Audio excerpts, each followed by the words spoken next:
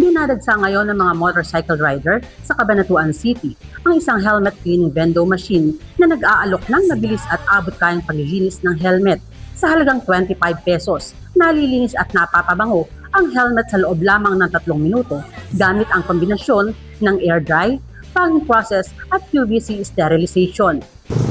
Okay naman, madali. Pagka naghulog ka ng 25, konting antay lang, gumagana naman.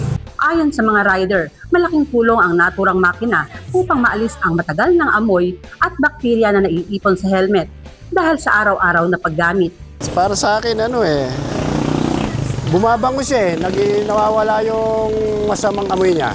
Bukod sa pagiging mura, pinupuri rin ito at nirerekomenda ni Tulyao dahil sa mabilis at convenient na serbisyo para sa mga nagmamadaling motorista. Mga kapwa rider natin, dito sa Gabalon Street meron tayong cleaning vendo. 25 lang, siguradong mag-iiba ang amoy ng helmet ninyo, mabango. Dahil dito, patuloy itong pinipilahan at nagiging patok sa riding community sa lungsod. Umaasa naman ang ilang rider na mas marami pang ganitong serbisyo ang ilalagay sa iba't ibang lugar.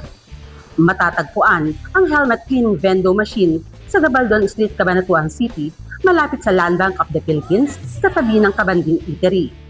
Kasama si Ejelmar Bumanlag at Smile Secretary Elsa Navallo para sa Balitang Unang Sigaw.